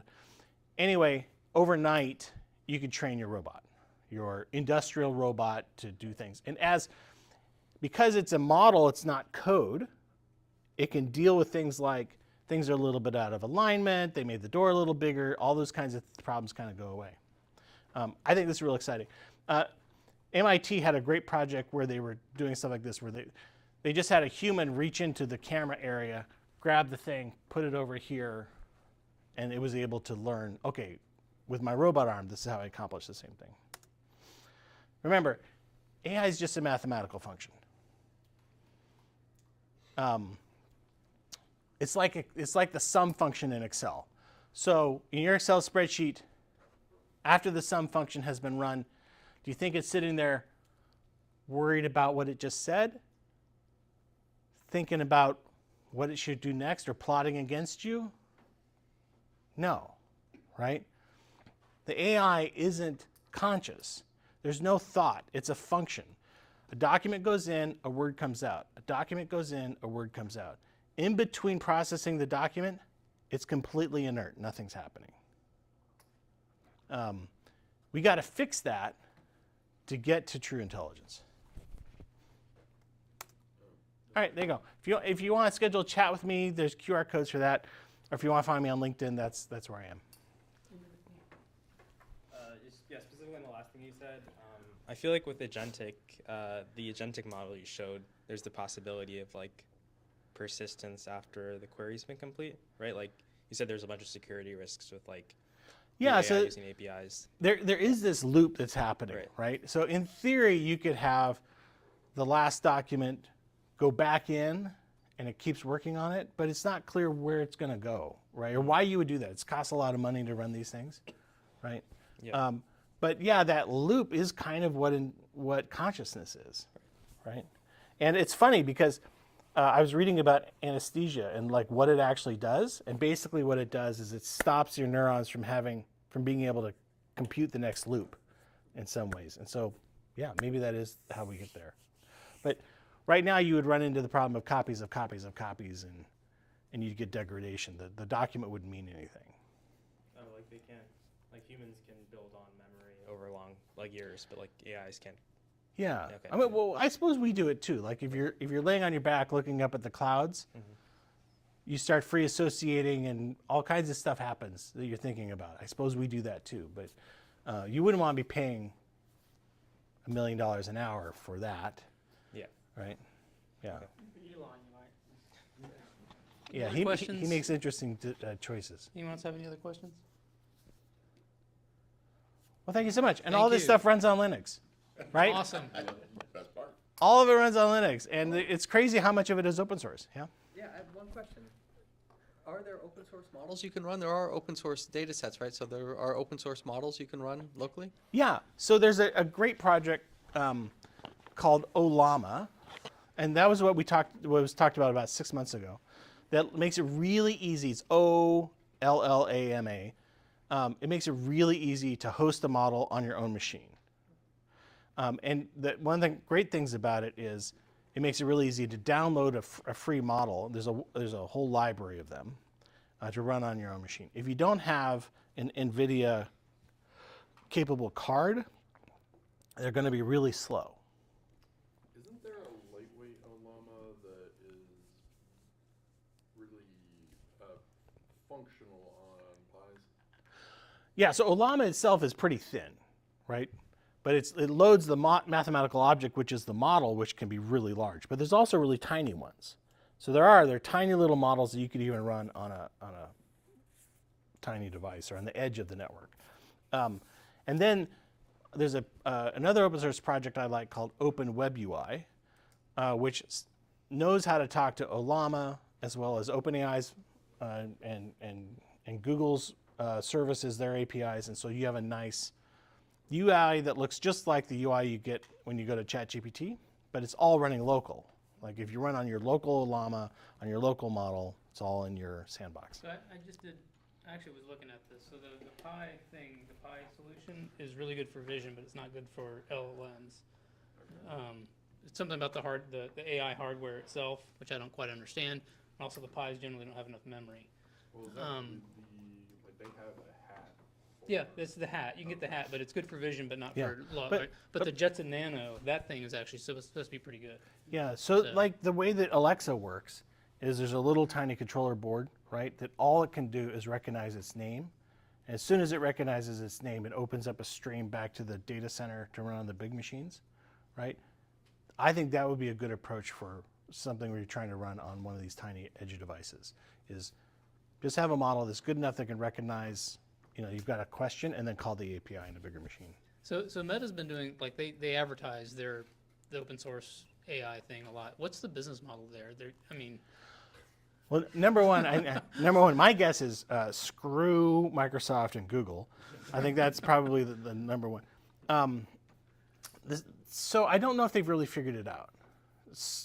I'm not inside that company, so I'm not privy to their thoughts. Meta. They've been spending a lot of money advertising. Yeah, they're advertising it, right? It's been all over the. Their whole thing is creating AI chatbots that dump garbage on your parents. Right. That's fun. Which they had to turn off because they were. But how do they make money? What's their? Why would they do that as a business? So the economic model is hard, right? But remember, if you get to super intelligence, everything changes, right? So Meta, all of a sudden, is the best materials research company in the world. Meta overnight is the best computer science company in the world. Meta overnight is the best pharmaceutical company in the world. Possibly. I mean, I'm going to take a more business pragmatic standpoint. Meta just cares about increasing engagement for Facebook and Instagram. Yeah, but but the open source. But his point is the open source doesn't do that. But this is the question I've had for the last year. What is the ROI? Because I see billions being dumped into AI, and all we've gotten is chatbots out of it.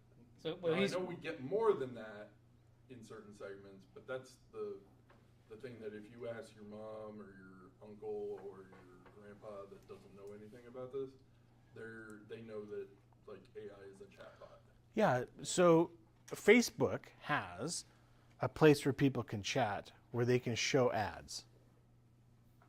Right? Just ads. So you are chatting with a business that is itself ads. And I chatted with Pepsi. Pepsi guided me how to buy their product and redeem a coupon through the chat. And clearly Pepsi company is paying Facebook for that chat capability. Yeah. So I'm sure they're losing money. They're desperately trying to find, the rule in Silicon Valley is when there is a step change or a disintermediation or a new technology that is going to change the market, you just have to get there. You get there as fast as you can because eventually you can make money, probably. Like Alexa from Amazon, they created this really cool thing, and they're like, hey, the business model is going to just demonstrate itself, materialize, and then it didn't, right? But it doesn't take a very long conversation with a senior vice president to say you could rent every bank teller in the world to banks to see that, oh, there's a business model there, and I just need to gain the capabilities. The open source part of that Meta's going after, I think, is primarily a spoiler. They're willing to invest just so people know their stuff. Well, look at CUDA. So CUDA is the API NVIDIA created so you could write non-graphics code on their processors. And if you go back and you read the stuff about CUDA, people are like, this is a complete waste of money on their part.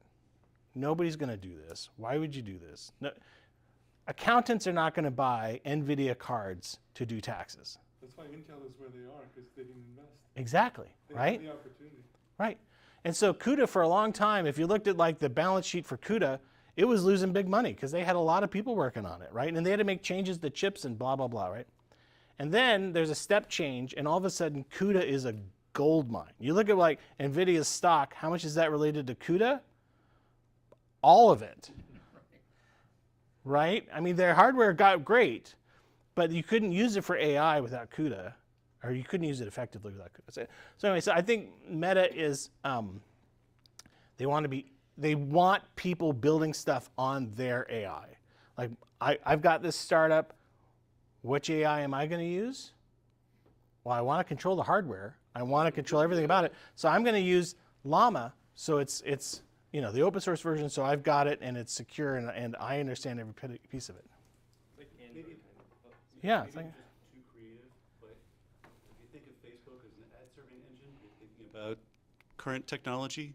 If you're thinking about what people click on and what they say and how they engage with the text and the images and the videos they see on Facebook and Instagram, and you can see how their thinking is changing over time, then you can feed them stories that will change their thinking over time.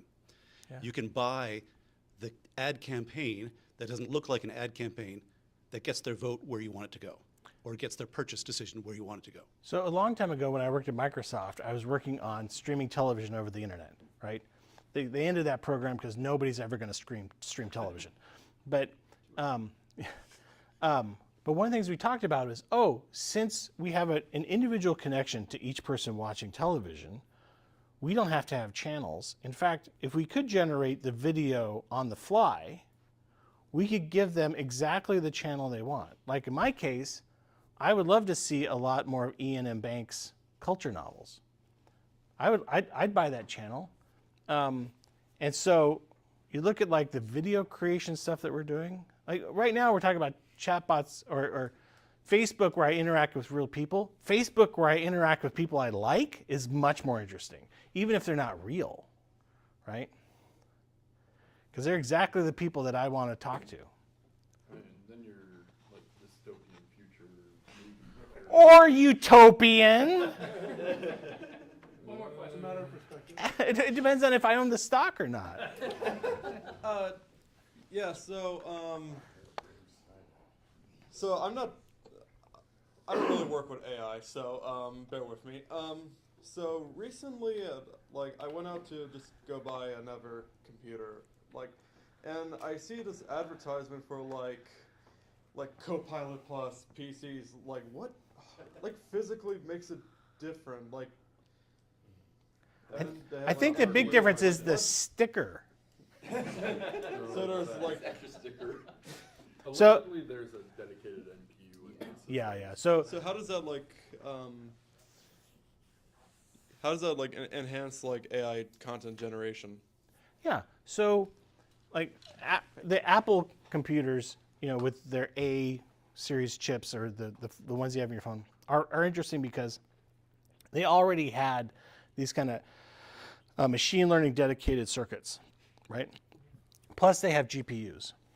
And what Apple's been doing is they've been increasing how many cores they have for machine learning, how many cores they have for GPU, and reusing those to their own API to do local content generation, things like that. The laptops you can buy today, I mean, they're nowhere near this, right? They're nowhere near this. But a lot of what Microsoft's operating system is doing with Copilot is it might do a little local processing, right? Like it could take what you're saying, create the embedding, send the embedding instead of the whole thing you said, right? But the big computation needs to happen up in the cloud. These things run really hot. So you've got a pretty good idea whether or not this laptop is actually doing AI or not as to whether or not you can touch it. So just basically takes your input and just like, it basically takes your input and just like makes it, it just like molds it. It's Well- supposed to be essentially. think of it like an on-prem accelerator. So there's a whole bunch of little models that are really useful on your device, and those can run for sure. And so that's probably what you're saying. Like large language models have the word large in them for a reason, right? And so they won't even fit on your laptop, the really good ones. But there are useful things that can run locally. That's what they're doing. But mostly it's the difference is the sticker. All right. Thank you, John. Thank you. Nice talking to you.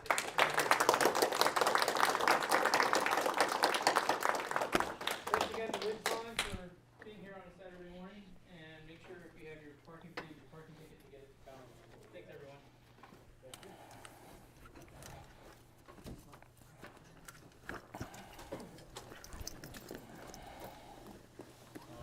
John, there was a comment in chat. Oh yeah?